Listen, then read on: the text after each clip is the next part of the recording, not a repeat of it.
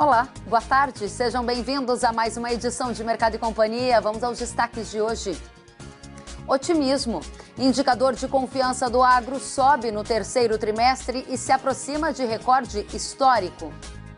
El Niño, Laninha ou neutralidade. Nesta edição você vai ver qual fenômeno climático vai impactar a safra atual. E no Rio Grande do Sul, plantio do arroz chega a 48,4% da área e confirma atraso da semeadura em relação ao mesmo período do ano passado.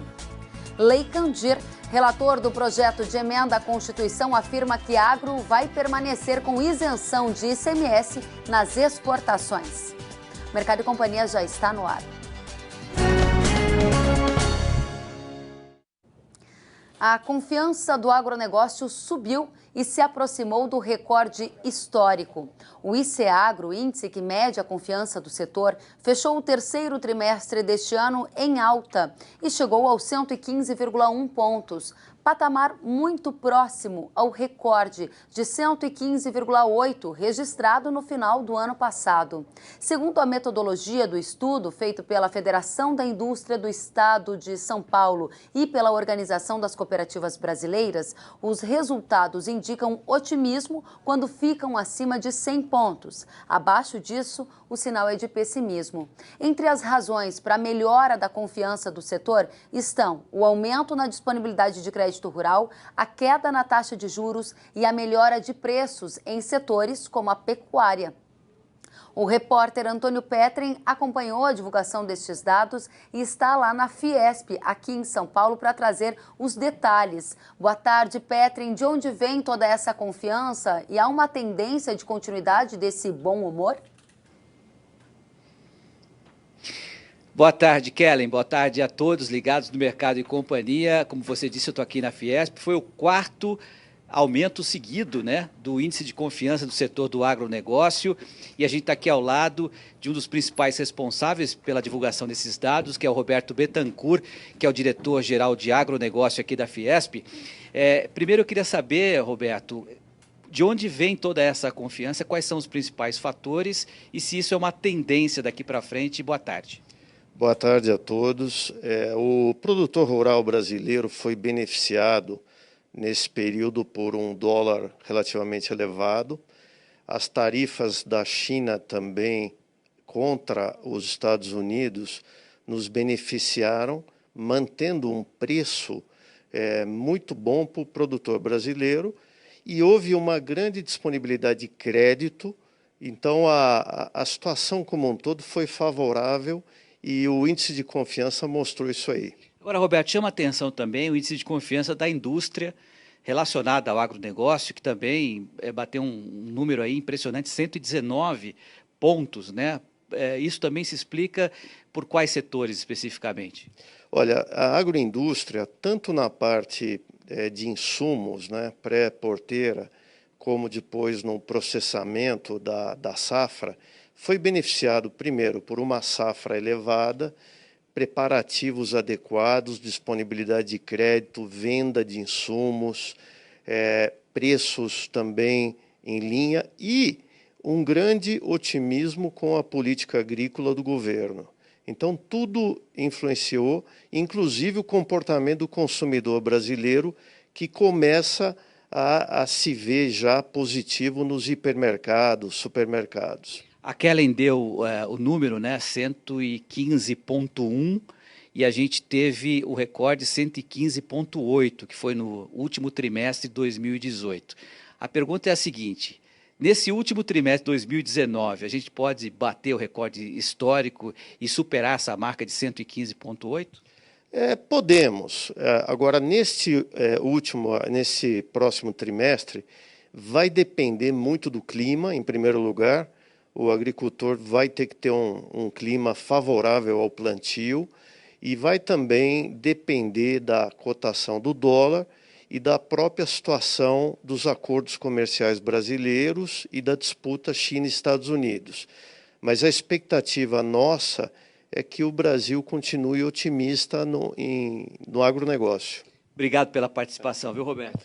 Obrigado a todos. Tá aí o Roberto Bettencourt, que é o diretor-geral do agronegócio aqui da Fiesp, analisando esses números, são muito positivos para o nosso setor, né, Kelly? E a gente espera que no último trimestre de 2019 a gente consiga bater esse recorde. Devolvo para você. Obrigada, Petrin, ao vivo aqui de São Paulo, com as informações do índice de confiança do agro, que chegou muito próximo do patamar recorde.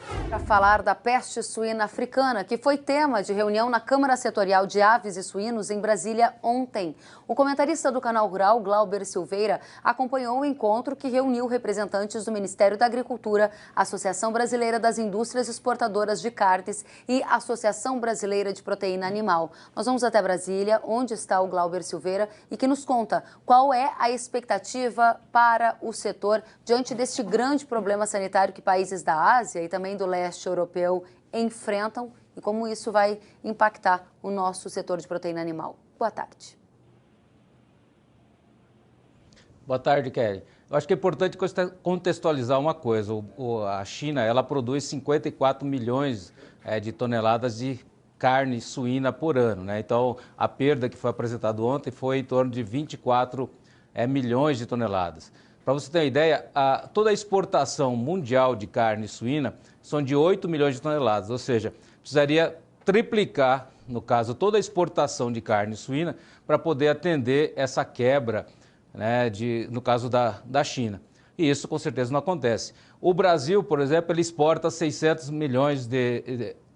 mil toneladas, sendo que 50% da que a gente já exporta vai para a China, seja através direto para a China ou através de Hong Kong, que compra também 22% da nossa carne e acaba revendendo para o mercado chinês, e eles também querem acabar com isso, querem comprar direto do Brasil. Agora, o que foi colocado ontem lá é que com essa questão da peste suína africana, todo mundo esperava que o Brasil realmente aumentasse a exportação, isso acelerasse. Para você ter ideia, durante todo esse tempo, apenas um frigorífico foi habilitado a mais, foi habilitado no Brasil. Ou seja, o que mostra que os chineses eles também estão com muita cautela, eles não estão querendo assim abrir facilmente. E daí ficou o questionamento, o que os chineses estão fazendo? Bom, o que foi colocado ontem é que eles estão incentivando a produção nacional, mas daí, no caso, industrial, acabando com aquela questão da criação familiar, de cada família ter um suíno, então eles estão realmente investindo. Para isso eles precisam mudar toda a legislação, isso vai levar uns 2 anos para mudar. Eles abriram, por exemplo, para a produção de peixe em tanque-rede, uma coisa que não acontecia lá, era proibido, agora eles estão abrindo tanque-rede e estão colocando a tilápia. Ela não está indo tão bem como vai no resto do mundo, lá na China, mas com certeza ela está se desenvolvendo. Eles estão testando mais outras 2 espécies, que também são espécies de peixe asiática, porque eles querem investir muito nessa, que a carne de peixe, ela realmente, o processamento é bem mais rápido, ou seja, a criação é mais rápida e eles conseguem abastecer esse déficit, no caso de carne suína, mais com peixe. Então eles estão trabalhando em tudo isso, e o que se falou muito ontem é que eles estão buscando pulverizar, né? Eles estão buscando pulverizar, comprar, não ficar mais também dependente só do abastecimento local, ou seja, só da indústria nacional, porque se acontece uma outra peste como essa, realmente causa um caos que está acontecendo. Então, o que se fala é que a carnes, querendo ou não, esse consumo de carne e proteínas animais deve aumentar, sim, para os próximos 3 anos. Agora, a pergunta que fica, o Brasil deve investir pesadamente, no caso, em produção de carnes para abastecer o mercado chinês? É uma incógnita, porque se o chinês também está procurando ter uma produção maior nacional, de repente daqui a 3 anos você pode ter uma reversão disso. Então, o que ficou claro, Kelly, que vai ter um certo positivo, o mercado cresceu, a carne subiu, o valor da carne 21%, já subiu a carne suína, e assim como todas as carnes melhorou, mas não dá para ir com muita sede ao pote, porque o chinês realmente é difícil você saber para onde vai o pensamento do governo chinês. Ou seja, a análise que você traz para a gente está muito clara de que há uma perspectiva de continuidade do mercado de exportações nesse crescimento que a gente tem observado no setor de proteína animal pro curto prazo em função deste problema. Mas atenção, porque a China já está se virando para lidar internamente com esse próprio desafio. Podemos resumir assim, Glauber Silveira? Com certeza, muito clara o seu resumo, Kelly. Obrigada pela presença e pelos detalhes dessa importante reunião que aconteceu em Brasília. Até a próxima semana. Sentiu falta de algum conteúdo? Acesse canalrural.com.br.